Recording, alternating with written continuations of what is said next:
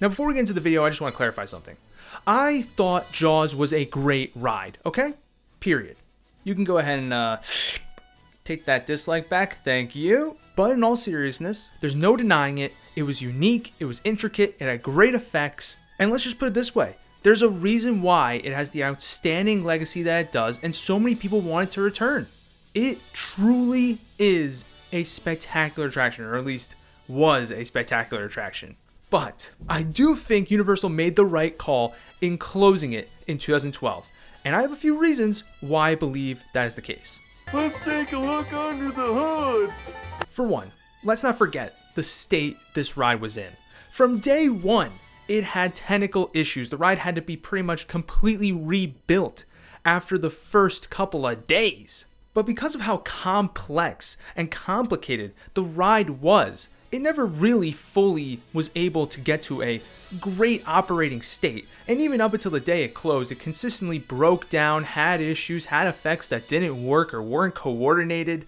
This was a constant issue with the ride. Now again, don't get me wrong. When everything worked as it was supposed to, this was a bar none attraction, of course. But that was seldom the case, and many years was almost never the case. So let's think about it this way. If Universal had decided to keep the ride open past 2012, what state would the ride be in? Well, chances are, if Universal wanted the ride to keep operating at a high level, they would have to invest a significant amount of money, given the operational issues that I already mentioned and the fact that the ride is only going to get older, therefore is only going to have more maintenance issues that's going to be facing down the line. Bottom line is Universal would have to invest a boatload of money in order to keep this ride afloat. And realistically, the only way to avoid those costs would be to completely refurbish and rebuild the ride, because fundamentally it is a fiscally expensive ride to operate. There's no way around it. So if Universal were to keep this ride operating at tip-top shape for years to come, guess what? That's money getting taken out of the budget that can't be put towards other attractions. So chances are, maybe we don't get a Velocicoaster. Maybe Epic Universe gets pushed back or gets cut, right? Things don't come to fruition if Universal is stuck paying the bag on Jaws. Hi, I'm Steven Spielberg. Oh, E.T. Steven, subscribe. That's right, E.T. If you want to help E.T. get home and save the green planet, subscribe to Attraction Ideas today. Don't worry, you don't have to pedal. And don't for a second think that just because Jaws is sticking around, that in this universe, we would never get Diagon Alley. Listen, the first Harry Potter land was so successful, so profitable, there's literally no universe where a second Harry Potter land is not getting built in studios, okay? We're getting it regardless. It's simply a matter of what it replaces.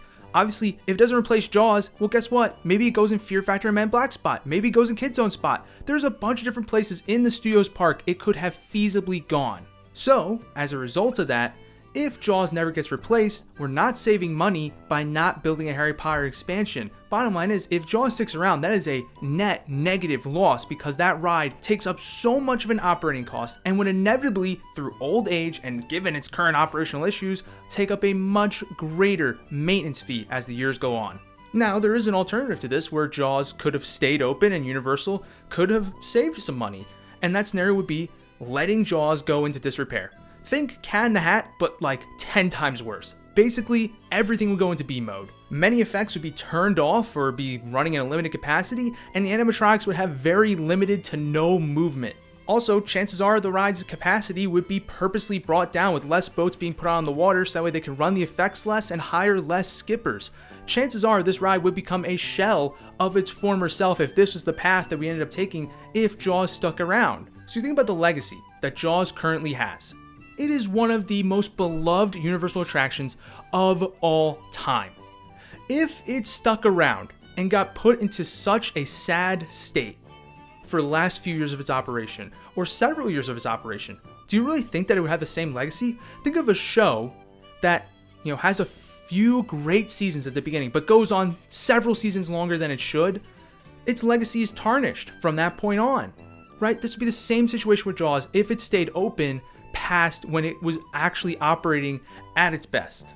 And as a result, the ride's reputation goes from being one of the best rides Universal ever made to, you know what, actually I'm kind of glad that's gone because it never really worked when I went on it. So when you talk about timing, 2012 was a great time to close the ride because Jaws was operating at a pretty good capacity. Maybe not the best it's ever operated at, but certainly pretty good. And as a result, Jaws got to go out on top, leaving it with a spectacular reputation left behind. But speaking of Jaws' reputation, everyone talks about Jaws, but nobody ever talks about the land that Jaws was in, Amity Island. Nobody ever mentions this. Why? Because it was garbage, okay? It was trash. It was garbanzo beans. All right, there's many different words you can call it, but bottom line is it was not good, okay? This is literally something you would find at a carnival or Six Flags, right? This is not, super high level theming, right? This is pretty basic stuff. And listen, the land opened up with the park. I don't necessarily expect it to be the greatest thing since sliced bread.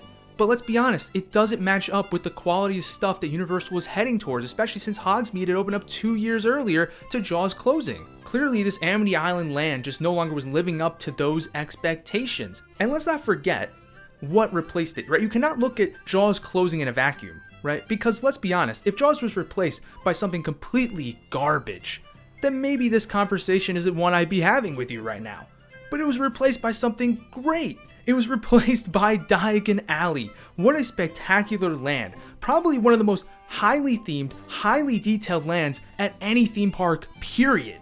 And you're telling me this was there before it? Come on, right? Diagon Alley, not only is it super immersive, but there's also plenty of other aspects to it that Amity Island just didn't have. Stuff like specialty food and drink, entertainment, interactive wand points, hidden Easter eggs. This land has it all, and all of this you could not find in Amity Island. And let's not forget the rides of the land. Escape from Gringotts, though not everyone's cup of tea, I think is pretty great. It's pretty unique, and mixing the screens with the roller coaster elements is something that not many other rides have done. And then of course Hogwarts Express, although not necessarily an attraction that everyone can do or is really all that, special, it's still extremely unique, and the fact that it connects the parks in some other way other than just walking to the two of them is pretty cool.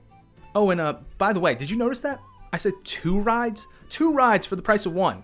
I mean, you compare that to Fast and Furious, we lost 2 attractions for the price of 1. Jaws took up an unbelievable amount of space in a park that's already land strapped. It is unbelievable how much land this ride took up. Think about it. The London section outside of the Diagon Alley area of the land, basically, that's where Amity Island was, right? For the most part, that is literally just where Amity Island was. Everything else, for the most part, is built on top of where Jaws was. That is crazy. You built basically an entire land, as well as 2 rides on top of where 1 ride used to sit. That is crazy, okay? Like, that's basically a 20-for-1 deal. Like, are you kidding me?